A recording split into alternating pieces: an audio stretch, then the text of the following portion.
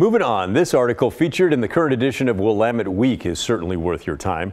We're finally getting a look at the itinerary for the much anticipated, slightly controversial Portugal trip that several local leaders will be attending to see how drug decriminalization is going there. Oregon's Measure 110 was modeled after Portugal's decriminalization law. The group includes Multnomah County Chair Jessica Vega Peterson, 3 Democratic state lawmakers, and 1 Republican state rep.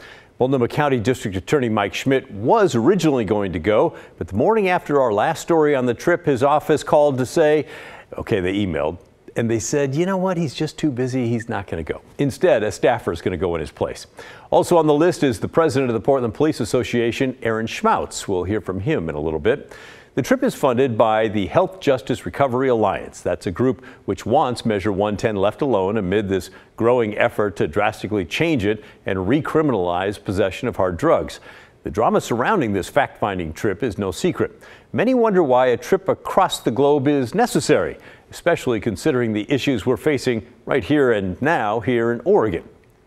The trip was even used as a barb by Commissioner Sharon Myron against Chair Vega Peterson during a heated discussion over homelessness funding last week.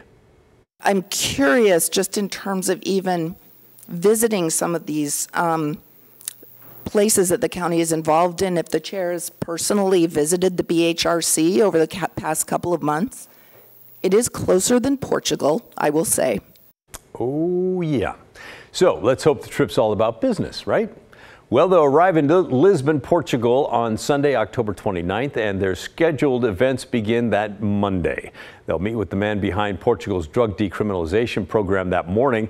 It's a man that we've had on the show twice now, crossing the Atlantic via the internet instead of via airplane in our case. That afternoon, they'll visit treatment and harm reduction sites before a group dinner to talk about what they heard and what they saw that day. Seems like a pretty productive day one. And then Tuesday, Halloween here at home, the group will meet with law enforcement and visit more treatment and harm reduction facilities. Okay, so far so good. Day 3, though, is a holiday in Portugal, which apparently makes it a day off for our tour group. Nothing formal is planned. But the itinerary says this: explore St. George Castle Viewpoint, Commerce Square, Time Out Market, and other attractions. I mean, maybe. But here's another idea. Maybe they should use the day to wander around the city to see what the drug use situation really looks like for themselves. Or maybe go 3 hours north to Porto. That's another Portugal city where the problem is especially bad, or at least it was bad over the summer. Get away from being led around by your tour guides and what they want you to see. The final day is in Portugal on Thursday. They're planning to visit with the Portuguese lawmakers before a group discussion, debrief, and dinner. The group heads back home on Friday, November 3rd. I had a chance to talk with the head of Portland's police union about why he's going on this trip. Aaron Schmautz said the union will pay for his trip and he wants a seat at the table for these discussions. I've had a million conversations with people about Portugal as an example. I think it's really hard to compare countries, cultures, communities, policies, and historical realities. But if a conversation is going to happen, if that trip's going to happen, I want to make sure that there is law enforcement present to make sure that if there's questions that need to be asked, answered, policies that might develop, that we're there to help navigate that. All right.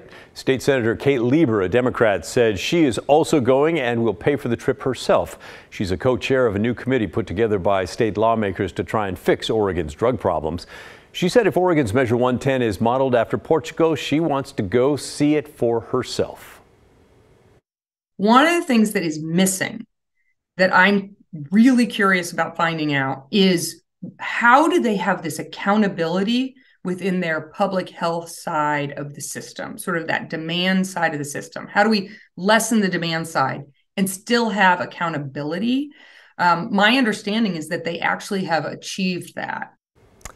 Well, yeah, not so much, actually. When Portugal first launched its decriminalization program back in 2001, in fact, they were able to get addicts into treatment as soon as they asked for it. The country has socialized medicine, and so there was no waiting for help back then. But after a strong start, that has now changed. The Washington Post reports that there are now long waits for help that drug users openly use on the streets, and police are losing motivation to write them tickets because nothing happens. It did before, but not now. Here's the head of Portugal's drug system talking about that very thing at Georgetown University's law school over the summer. It is true that we are having some difficulties nowadays in supplying timely treatment without waiting lists, for instance. We have a visibility of disorganized users on the streets in Lisbon and in Porto, mostly in the big cities. And we are concerned about it. Dr. Gual there is one of the people the Oregon folks are going to meet with. Another Oregon lawmaker taking the trip is Rob Noce. Unlike the other two we've heard from here, he will accept the $2,500 stipend from the group organizing the trip, the same group which promoted the passage of Measure 110. For the folks that are watching this, you know, I'm not hurting by any stretch of the imagination. I'm a middle-class person, okay? But I don't have a lot of money at my disposal that I can literally just afford a pretty expensive plane ticket and a hotel stay and food and meals. And, you know, so yes, I am taking the stipend to help offset the cost. It won't cover all of my costs, but it'll certainly help. Meanwhile, I think, you know, not taking this kind of field trip at taxpayer expense, the state of Oregon is not contributing to the cost. And neither are my donors. Campaign donations, I think, are really for campaigns and not for field trips. All right, fair enough. And I do appreciate Rep. Noce being candid about that. But my next question is, well, won't that influence how you approach this trip and ultimately how you feel about decriminalizing drugs? We're dealing with government officials, law enforcement types. We're also talking with mental health and healthcare providers. And, you know, like, do I think that they're finding people that are deep critics of this in the Portuguese political ecosystem to sort of come talk to us? No, probably not. But I think that we'll hear about that. And I've definitely, you know, I have constituents that are a little bit skeptical of ballot measure 110, and I've encouraged them to send their ideas and their questions along to me. And so I intend to engage my brain and try to be a critical thinker as much as I can. All right, that sounds good. And I can just hear some of you saying, I've got a question, by golly, or I've got a comment. Well, good. Here's your chance. You can email Representative Noce, send him your questions or comments. The email is rep.robnoce@oregonlegislature.gov. Tell him the story sent you.